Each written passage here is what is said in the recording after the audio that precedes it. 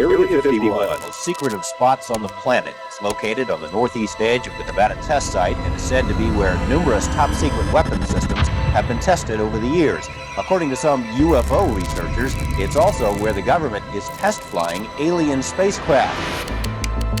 នេះជាតំបន់ដែលមានអាចកម្បាំងបំផុតរបស់ពិភពលោកដែលត្រូវបានលាក់ខ្លួននៅលើ website Nevada នៃសហរដ្ឋអាមេរិកតំបន់មួយនេះត្រូវបានរដ្ឋាភិបាលអាមេរិកមិនដែលទទួលស្គាល់អស់រាប់ទសវត្សរ៍ណាស់មកហើយថាវាពិតជាមានវិតាមីនមែននៅលើផែនដីនេះទីនេះក៏ជាកន្លែងដែលបាក់សីស្លាប់ដែកដ៏ទំនើបបំផុតរបស់ពិភពលោកបានចាប់កំណត់ឡើងមកដែរហើយអ្វីដែលគួរចាប់អារម្មណ៍ជាងនេះទៅទៀតទីនេះត្រូវបានគេជឿថាជាទីកន្លែងដែលរដ្ឋាភិបាលអាមេរិកបានបង្ខាំងទុកនៅមនុស្សភពក្រៅដែលជាទូទៅយើងហៅថា alien ហើយមិនត្រឹមតែប៉ុណ្ណោះទេមានមនុស្សជាច្រើនជឿថារដ្ឋាភិបាលអាមេរិកកំពុងតែបន្តធ្វើការយ៉ាងសកម្មជាមួយមនុស្សភពក្រៅទាំងអស់នោះដើម្បីបំលែងបច្ចេកវិទ្យាភពក្រៅធ្វើទំនើបកម្មយោធាអាមេរិកនិងបច្ចេកវិទ្យាចុងក្រោយរបស់ខ្លួនហើយតំបន់នេះមានឈ្មោះថាតំបន់ Area 51នៅក្នុងប្រមាណទសវត្សរ៍ចុងក្រោយមួយនេះតំបន់នេះនៅតែជារឿងអាថ៌កំបាំងរបស់មនុស្សជាតិដែលនៅតែត្រូវបានគេលើកយកមកពិភាក្សាគ្នារហូតទល់សប្តាហ៍ថ្ងៃនេះជុំវិញបញ្ហានេះមានទ្រឹស្ដីជាច្រើនត្រូវបានបកស្រាយផ្សេងៗគ្នាដោយមានមនុស្សមួយក្រុមជឿថាតំបន់នេះមានជាពាក់ព័ន្ធស៊ីជម្រៅទៅនឹងមនុស្សភពក្រៅនិង USO ដែលរដ្ឋាភិបាលអាមេរិកកំពុងតែសិក្សាពិសោធន៍ទៅលើមនុស្សភពក្រៅទាំងអស់នោះហើយនៅក្នុងនោះក៏មានផងដែរនៅមតិដែលលើកឡើងថាទីនេះជាកន្លែងដែលមនុស្សភពក្រៅធ្វើការទំនាក់ទំនងជាមួយនឹងរដ្ឋាភិបាលអាមេរិកកន្លងមកហើយមានមនុស្សមួយក្រុមផ្សេងទៀតជឿថាតំបន់នេះជាមូលដ្ឋានយោធាសម្ងាត់ជាងគេបំផុតរបស់សហរដ្ឋអាមេរិកដែលកំពុងសង្ងំលាក់ខ្លួនអភិវឌ្ឍនៅសមត្ថភាពយោធាពិសេសការធ្វើទំនើបកម្មទៅលើបាក់សីស្លាប់ដែកការធ្វើតេស្តអាវុធប្រឡាយលោកនិងការរុករកនៅបច្ចេកវិទ្យាចុងក្រោយគេបង្អស់របស់ពិភពលោកជាដើមក៏ប៉ុន្តែទ្រឹស្ដីទាំងអស់នោះតើមួយណាមានភាពប្រកបនិយមជាងគេពួកយើងជឿជាក់ថាមានមនុស្សមិនតិចទេដែលជឿថាវត្តមាននៃមនុស្សភពក្រៅពិតជាមានពិតប្រាកដមែននៅក្នុងចក្រវាឡយ៉ាងនេះតែទ្រឹស្ដីមនុស្សភពក្រៅនេះវារៀងចាក់ឆ្ងាយពីភាពប្រកបនិយមបន្តិចត្បិតថាវាពុំមានឡើយនៅការទទួលស្គាល់ជាលក្ខណៈសកលហើយវាក៏មិនមានដែរនៅការរកឃើញនៅអរិយធម៌ផ្សេងក្រៅពិភពផែនដីយើងនេះដូចនេះនៅក្នុងវីដេអូនេះយើងសូមនិយាយពីទ្រឹស្ដីដែលបានលើកឡើងថាតំបន់ Area 51ជាមជ្ឈមណ្ឌលលាក់ខ្លួនរបស់រដ្ឋាភិបាលអាមេរិកដែលកន្លងមកបានផលិតមិនតិចទេនៅសភាវុធទំនើបចុងក្រោយរបស់មហាអំណាចផុតលេខមួយនេះតើទីនេះមានរឿងរ៉ាវយ៉ាងណាខ្លះជាពាក់ព័ន្ធទៅនឹងការផលិតអាវុធរបស់អាមេរិកតើសភាវុធបែបណាខ្លះដែលត្រូវបានផលិតនៅទីនេះ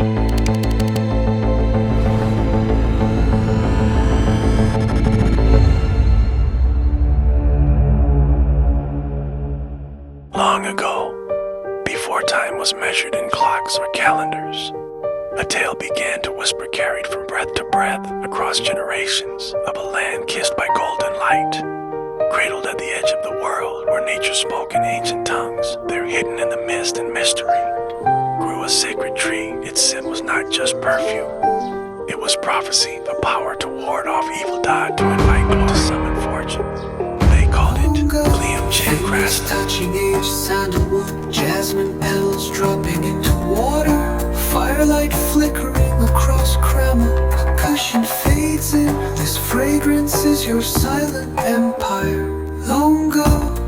Needles touching aged sandalwood, jasmine petals dropping into water, firelight flickering across Kremlin. A cushion fades is your silent empire. Long ago is you. រឿងរ៉ាវនៃតំបន់ Area 51 នេះគឺវាបានចាប់ផ្ដើមឡើងនៅក្នុងអំឡុងសង្គ្រាមត្រជាក់ជាពិសេសនៅដើមទសវត្សរ៍ឆ្នាំ1950គឺនៅពេលដែលភាពតានតឹងរវាងសហភាពសូវៀតនិងសហរដ្ឋអាមេរិកកំពុងតែកើនឡើងជាខ្លាំងហើយការរឹតបន្តឹងប្រជែងផ្នែកសភាវុធរវាងមហាអំណាចទាំងពីរនេះក៏មិនបានស្ងប់ស្ងាត់ទៅណាដែរ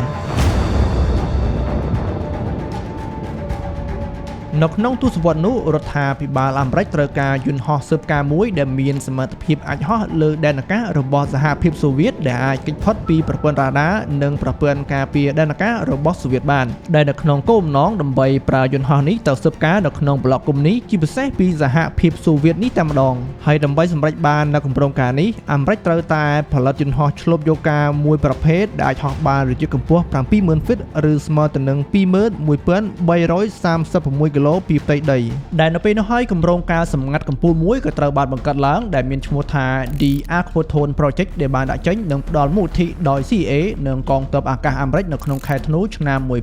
1954បន្ទាប់ពីត្រូវបានអនុញ្ញាតដោយលោកប្រធានាធិបតី Dwight D. Eisenhower គម្រោងការសម្ងាត់នេះត្រូវបានរ៉ាប់រងដោយក្រុមហ៊ុន Lockheed Aircraft Corporation ជាក្រុមហ៊ុនផលិតអាវុធដ៏ល្បីល្បាញមួយរបស់អាមេរិកហើយឥស្សរជនដែលជាក្បាំម៉ាស៊ីនដឹកនាំគម្រោងនេះគឺដឹកនាំដោយប្រធានវិស្វកររបស់ក្រុមហ៊ុន Lockheed គឺលោក Kelly Johnson គម្រោងការនេះហើយដែលជាកំណើតនៃយន្តហោះឆ្លូបយកការដ៏ល្បីល្បាញមួយរបស់អាមេរិកដែលនៅក្នុងគម្រោងនោះគេឲ្យឈ្មោះវាថា U2 ដែលជាស្នាដៃរចនានិងការអភិវឌ្ឍវាឡើងដោយលោក Kelly Johnson នេះឯង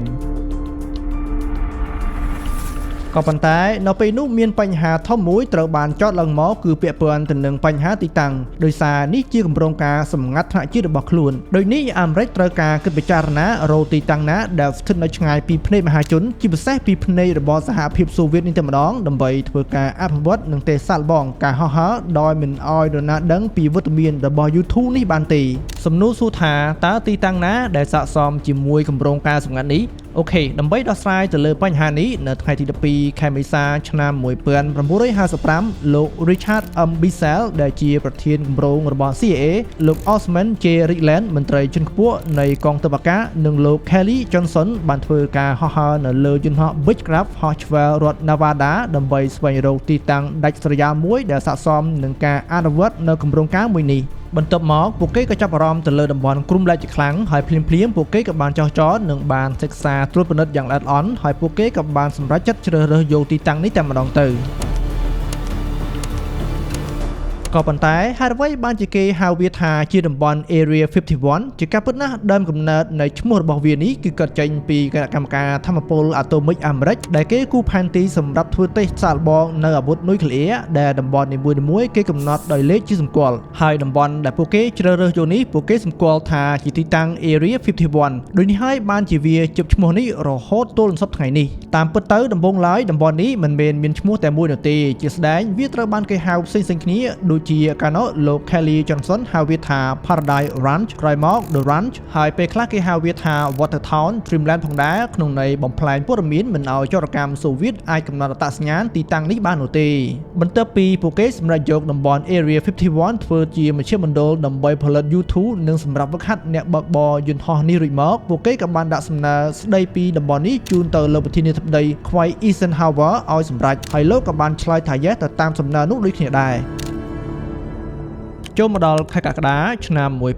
1955នៅមូលដ្ឋានតំបន់ Area 51ក៏ត្រូវបានរៀបចំរួចរាល់ហើយបុគ្គលិកមកពីភ្នាក់ងារ CIA កងទ័ពអាកាសនិងបុគ្គលិកជំនាញមកពីក្រុមហ៊ុន Lockheed ក៏បានមកដល់ទីតាំងដើម្បីអនុវត្តនៅគម្រោងការក៏ប៉ុន្តែយើងត្រូវតែដឹងដែរថាពីដើមដល់ចប់សង្វាក់ផលិតកម្ម U2 នេះមិនមែនផលិតនៅក្នុងមូលដ្ឋាន Area 51នោះទេជាស្ដែងដំណើរការនៃការផលិតគឺគេបែងចែកវាជាពីរដំណាក់កាលដំណាក់កាលទី1គឺជាការផលិតនិងដំណាក់កាលទី2គឺជាការសាកល្បងការហោះហើរចំពោះដំណាក់កាលផលិតគឺវាត្រូវបានរចនានិងបានអភិវឌ្ឍនៅក្នុងរោងចក្រ Lockheed ក្នុងទីក្រុង Burbank រដ្ឋ California ពោលគឺធ្វើដោយលក្ខការខ្ពស់ជាទីបំផុតរីឯដំណាក់កាលទី2គឺជាការសាកល្បងបន្ទាប់ពី U2 ត្រូវបានផលិតរួចរាល់ហើយដំណាក់កាលទី2គឺជាការសាកល្បងហោះហើរក៏ប៉ុន្តែយើងត្រូវទៅយល់សិនថាយន្តហោះដែលផលិតរួចរាល់មិនមែនចេះតែអាចហោះបានភ្លាមៗនោះទេដូចនេះហើយសំណួរសួរថាតើគេធ្វើបែបណាទើបឲ្យ U2 អាចហោះហើរទៅមូលដ្ឋាននៅ Area 51បានដើម្បីដោះស្រាយនៅបញ្ហានេះក្រុមវិស្វករបានប្រើវិធីសាស្ត្រមួយនោះគឺការបំបែកគ្រឿងបង្គុំ U2 ចេញជាបំណែកតូចៗបន្ទាប់មកគេក៏ប្រើយន្តហោះដកទំនិញប្រភេទ C-124 ដើម្បីដកគ្រឿងបង្គុំទាំងអស់នោះទៅតំបន់ Area 51រួចមកពួកគេក៏បានបង្គុំវាឡើងដើម្បីអនុវត្តនៅជំហានបន្ទាប់នោះគឺជាការសាកល្បងនៅការហោះហើរនោះឯងគូបញ្ជាក់ផងដែរថាដំណើរការទាំងអស់នេះគឺត្រូវធ្វើឡើងដោយសម្ងាត់ជាទីបំផុតពោលគឺមានតែមន្ត្រីជាន់ខ្ពស់តែប៉ុណ្ណោះទើបដឹងរឿងទាំងអស់នេះបន្ទាប់ពី U2 បានមកដល់មូលដ្ឋានហើយការហោះហើរជាលើដំបូងក៏បានធ្វើឡើងនៅថ្ងៃទី1ខែសីហាឆ្នាំ1955ដែលអ្នកទទួលបន្ទុកខាងបើកបរយន្តហោះនេះគឺលោក Tony Livier ដែលជាអ្នកកម្ពុជាប្រណាំងនិងទេសការហោះហើរដ៏ល្បីល្បាញម្នាក់របស់សហរដ្ឋអាមេរិកមកពីក្រុមហ៊ុន Lockheed Hello, I'm Tony Livier. Revere, test pilot of the Starfire. Now I'd like to show you how we make a quick stop on a short runway. តែយ៉ាងណាក៏ដោយការធ្វើតេលើដំបូងនេះក៏ជួបបញ្ហាខ្លះដែរត្បិតថានៅពេលនោះ YouTube អាចហោះហើរបានលើសពីការរំពឹងទុកក៏ពិតមែនតែបញ្ហាដែលគួរឲ្យបារម្ភនៅពេលនោះគឺជាការចោះចតនៅពេលនោះលោកបានព្យាយាមចោះចតលើកទី1តែមិនបានសម្រេចក៏បានបង្ខំចិត្តហោះឡើងលើអាកាសវិញបន្ទាប់មកទៀតលោកក៏បានព្យាយាមចោះចតលើកទី2ក៏បានសម្រេចក៏ប៉ុន្តែលោកក៏បានជួបនៅបញ្ហាខ្លះដែរនៅពេលដែលកង់របស់វាបានប៉ះទៅនឹងដីវាក៏បានផ្ទុះហើយ Frank ក៏បានចាប់ដើមឆេះឡើងមកភ្លាមៗតែម្ដងអ្វីដែលគួរកត់សម្គាល់នៅក្នុងអបតហេតុនេះលោកតូនីមិនមានគ្រោះថ្នាក់ដល់ជីវិតនោះទេហើយការខូចខាតរបស់ YouTube ក៏មិនធំដុំណាស់ដែរហើយការហោះហើរនៅថ្ងៃទី1ខែសីហានេះគេមិនបានរំចូលថាជាថ្ងៃហោះហើររបស់ YouTube ជាផ្លូវការនោះទេ4ថ្ងៃបន្ទាប់មកទៀតពលគឺនៅថ្ងៃទី4ខែសីហាឆ្នាំ1955ដដែលនេះវាជាថ្ងៃសាកល្បងហោះហើរជាផ្លូវការជាលើកដំបូងហើយអ្នកបើកបរនេះក៏នៅតែជាលោកតូនីដដែលហើយក្រោយពីការសិក្សាពីកំហុសរួចមកការហោះហើរជាផ្លូវការនេះក៏ទទួលបានជោគជ័យគូបញ្ជាក់ផងដែរថា YouTube នៅពេលនោះជាយន្តហោះដំបូងគេបង្អស់ហើយដែលមានសមត្ថភាពអាចហោះហើរបានរយៈកម្ពស់ខ្ពស់ជាង 6,000 ហ្វីតដែលវាសមល្មមនឹងអាចគេចផុតពីប្រព័ន្ធការពារដែនអាកាសសហភាពសូវៀតនៅពេលនោះហើយវាក៏ជាយន្តហោះឆ្លប់យកការដំបូងគេបង្អស់នៅក្នុងសង្គ្រាមត្រជាក់ផងដែរក៏ប៉ុន្តែនៅក្នុងរយៈកម្ពស់ខ្ពស់បែបនេះតើអ្នកបើកបរទ្រាំនឹងសម្ពាធបានដល់របៀបណាដើម្បីអាចដោះស្រាយនៅបញ្ហានេះក្រុមវិស្វករបានផលិតអាវការពារសម្ពាធនិងមួកមួយប្រភេទដែលស្តៀងទៅនឹងអាវរបស់អាកាសយានិកដូចគ្នាយ៉ាងដែរដែលវាអនុញ្ញាតឲ្យអ្នកបើកបរ YouTube អាចដកដង្ហើមបានជាធម្មតានិងអាចទ្រនឹងអាកាសធាតុដ៏ត្រជាក់បាននៅលើអាកាសបន្ទាប់ពី YouTube ទទួលបានជោគជ័យទាំងស្រុងក្នុងការសាកល្បងហោះហើររួចមកជំហានបន្ទាប់គឺជាការចេញទៅបំពេញបេសកកម្មឆ្លប់យកការរបស់ខ្លួនវាបានចាប់ផ្ដើមឡើងនៅថ្ងៃទី4ខែកក្កដាឆ្នាំ1956ក្រោយពេលដែលទទួលបានបញ្ជាពីលោកប្រធានាធិបតី Eisenhower ឲ្យ YouTube ចេញទៅឆ្លប់យកការពីសហភាពសូវៀតក៏ប៉ុន្តែយើងត្រូវសួរសិនថាតើ YouTube ប្រើវិធីសាស្ត្របែបណាដើម្បីយកការពីសហភាពសូវៀតបាននៅពេលនោះអូខេចម្លើយគឺថា YouTube បានបំពាក់កាមេរ៉ាដែលមានសមត្ថភាពខ្ពស់បំផុតនាពេលនោះដែលវាអាចថតរូបពីលើអាកាសមកផ្ទៃដីក្នុងកម្រិតច្បាស់មួយបំផុតដែលមិនធ្លាប់មាននៅក្នុងយន្តហោះឆ្លប់យកការកន្លងមកទេដើម្បីបំពេញនៅបេសកកម្មនេះ YouTube ត្រូវធ្វើដំណើរចេញពីមូលដ្ឋាន Area 51 ទៅមូលដ្ឋានកងទ័ពអាកាសអាមេរិក Wiesbaden នៅឯអាល្លឺម៉ង់ខាងលិចជាមុនសិនបន្ទាប់មកទៀត YouTube ក៏ចាប់ផ្ដើមបន្តដំណើររបស់ខ្លួននៅក្នុងជើងហោះហើរទី1វាបានចាប់ផ្ដើមឡើងនៅថ្ងៃទី4ខែកក្កដាឆ្នាំ1956យន្តហោះ YouTube បានធ្វើដំណើរចេញពីមូលដ្ឋាននៅអឺរ៉ុបខាងលិចរំលងអឺរ៉ុបខាងកើតបន្ទាប់មកវាក៏បានហោះចូលដែនអាកាសសូវៀតនៅក្នុងរយៈកម្ពស់ប្រមាណជា20គីឡូម៉ែត្រពីដីដែលនៅពេលនោះសហភាពសូវៀតពុំទាន់មានប្រព័ន្ធការពារដែនអាកាសដែលមានសមត្ថភាពអាចបាញ់ទម្លាក់វត្ថុណាដែលស្ថិតនៅក្នុងរយៈកម្ពស់នេះបាននៅឡើយទេនៅពេលនោះ YouTube បានចំណាយពេលជាង2ម៉ោងកន្លះនៅក្នុងដែនអាកាសរបស់សហភាពសូវៀតនិងបានវិលត្រឡប់មកមូលដ្ឋានវិញបានដោយសុវត្ថិភាពនៅថ្ងៃបន្ទាប់ពលគឺនៅថ្ងៃទី5ខែកក្កដាឆ្នាំ1956ដដែលជើងហោះហើរលើកទី2ក៏បានចាប់ផ្ដើមដោយលើកនេះ YouTube បានចូលកាន់តែជ្រៅក្នុងដែនអាកាសរបស់សហភាពសូវៀតបន្ថែមទៀតគឺចូលជ្រៅជាង 1000 គីឡូម៉ែត្រឯណោះហើយដោយលើកទី1អញ្ចឹងដែរសូវៀតពុំអាចធ្វើអ្វី YouTube បាននោះទេ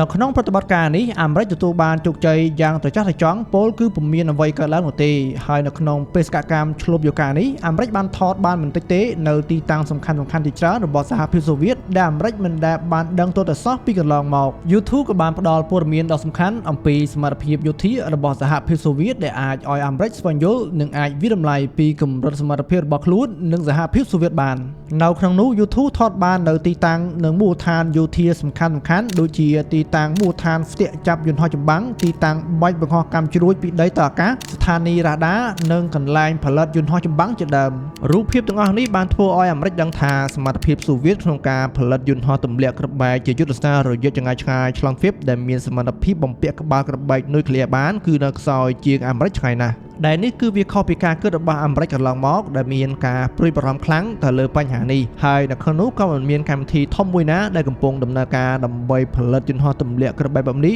នៅក្នុងទ្រង់ទ្រាយធំនោះដែរក៏ប៉ុន្តែនៅតាមរយៈរូបភាព YouTube ដដែលនេះវាបានបង្ហាញរឿងដ៏គួរឲ្យភ្ញាក់ផ្អើលបន្តិចទេដល់សហរដ្ឋអាមេរិកដែលបានបង្កជាក្តីបារម្ភជាខ្លាំងដោយនៅក្នុងនោះវាបានបង្ហាញថាសហភាពសូវៀតបាននឹងកំពុងតែបន្តផលិតនាវាមួយទឹកដោយថាមពលនុយក្លេអ៊ែរជាច្រើននិងអាចបំពាក់ក្បាលមីស៊ីលប្លង់បានថែមទៀតហើយនេះគឺជាការគំរាមកំហែងដល់សហរដ្ឋអាមេរិកដោយផ្ទាល់តែម្ដង អ អ្វីដែលកាន់តែធ្វើឲ្យអាមេរិកមានការភ្ញាក់ផ្អើលនោះគឺពាក់ព័ន្ធជាមួយនឹងសមត្ថភាពមីស៊ីលសូវៀតជាស្ដែងនៅក្នុងមូលដ្ឋានកាប៉ាស៊ីទីយ៉ាសូវៀតកំពុងធ្វើតេសាកល្បងនៅមីស៊ីលកម្រិតមធ្យមដែលអាចបាញ់ដល់អឺរ៉ុបបានកាន់តែភ្ញាក់ផ្អើលជាងនេះទៅទៀត YouTube ក៏បានរកឃើញកន្លែងទេសសាកល្បងដ៏សំខាន់មួយសម្រាប់ធ្វើតេស្តមីស៊ីលប្លង់អន្តរជាតិ ICBM ដែលជាមីស៊ីលរយៈចម្ងាយឆ្ងាយដែលមានសមត្ថភាពបាញ់ដល់ទឹកដីសហរដ្ឋអាមេរិកនៅក្នុងតំបន់ធូរ៉ាថាមនៅតំបន់នោះសហរដ្ឋអាមេរិកក៏បានសិក្សាលម្អិតផ្នែកបច្ចេកទេសសំខាន់ៗអំពីរបៀបដែលសូវៀតកំពុងធ្វើការអភិវឌ្ឍនិងការធ្វើតេស្តសាកល្បងអាវុធទាំងអស់នោះលើពីនេះទៅទៀតជើងហោះហើរ YouTube បានប្រទះឃើញឧបករណ៍បាញ់ផ្កាយរណបនៅតំបន់ធូរ៉ាថាមដែលបានបង្ហាញថាសូវៀតកំពុងធ្វើការលើបច្ចេកវិទ្យាអវកាសយ៉ាងសកម្មផងដែរនិយាយជារួមមករូបភាព YouTube ចាប់បានបង្ហាញពីសមត្ថភាពយោធាសហភាពសូវៀតមិនតិចទេជាពិសេសអាមេរិកបានកត់សម្គាល់ឃើញថាសមត្ថភាពមីស៊ីលសូវៀតកំពុងតែនៅមុខអាមេរិកនោះគឺមីស៊ីលអន្តរជាតិនេះតែម្ដងបកមកខាងសូវៀតឯនេះវិញតើសូវៀតទុកបណ្ដោយឲ្យអាមេរិកបន្តរំលោភបំពានដែនអាកាសរបស់ខ្លួនសាច់តែនឹងចិត្តឬក៏យ៉ាងណាហើយសូវៀតបានដឹងពីវត្តមាន YouTube ហោះលើដែនអាកាសរបស់ខ្លួនដែរឬអត់ចម្លើយនោះគឺសូវៀតបានដឹងតាំងពីប្រតិបត្តិការជើងហោះហើរលើកទី1មកម្លេះដោយរ៉ាដាសូវៀតបានចាប់សញ្ញាបានភ្លាមនៅពេលដែលហោះចូលដែនអាកាសសូវៀតតែសូវៀតមិនអាចបាញ់ទម្លាក់វាបានទេដោយសារប្រព័ន្ធការពារដែនអាកាសសហភាពសូវៀតនៅពេលនោះពុំទាន់មានសមត្ថភាពអាចស្ទាក់បាញ់ទម្លាក់វត្ថុណាដែលនៅកម្ពស់រយៈ20គីឡូម៉ែត្រពីផ្ទៃដីបាននោះទេហើយនៅពេលនោះក៏គ្មានយន្តហោះណាដែលផលិតដោយមនុស្សអាចហោះបានរយៈកម្ពស់បែបនេះដែរនិយាយដល់ខ្លីទៅគឺវាថ្មីចំពោះសហភាពសូវៀតហើយប្រការនេះហើយដែលជំរុញឲ្យសហភាពសូវៀតអភិវឌ្ឍប្រព័ន្ធការពារដែនអាកាសរបស់ខ្លួនបន្តទៀតអូខេបងប្អូនអ្នកគ្នាយើងគិតថាវីដេអូនេះរៀងវែងបន្តិចហើយរឿងរ៉ាវនៃតំបន់ Area 51 និងការផលិតអាវុធរបស់សហរដ្ឋអាមេរិកគឺមានរឿងរ៉ាវច្រើនទៀតណាស់ដែលយើងត្រូវនិយាយគ្នាហើយពាក់ព័ន្ធទៅនឹងរឿង YouTube នេះក៏មានភាពបន្តដែរដូចនេះប្រសិនបើបងប្អូនចាប់អារម្មណ៍បងប្អូនអាច comment នៅខាងក្រោមឲ្យពួកយើងបានដឹងផងហើយពួកយើងនឹងផលិតជា full documentary មួយគ្រាន់តែវាចំណាយពេលបន្តិចហេតុអីបងប្អូនអ្នកគ្នាព្រោះថារឿងរ៉ាវនៃតំបន់ Area 51 នេះគឺវាមានរឿងរ៉ាវច្រើនខ្លាំងតែមែនទេណាអញ្ចឹងបើសិនបើបងប្អូនចង់ឲ្យពួកយើងផលិតជាវីដេអូ full documentary ហ្នឹងគឺវាចំណាយពេលហើយក៏វាច្រើននាទីដែរដូចនេះបងប្អូនមានចង់ដឹងអត់តើសូវៀតបាញ់ទម្លាក់ YouTube បានដល់របៀបណាបន្ទាប់មកអាមេរិកនិងសូវៀតនិយាយអ្វីខ្លះបន្ទាប់ពីបានបាញ់វាទម្លាក់ហើយតើវាធ្វើឲ្យសង្គ្រាមជាតិកើនកម្ដៅបែបណាខ្លះនៅឱកាសក្រោយយើងនឹងនិយាយគ្នាបន្ថែមទៀត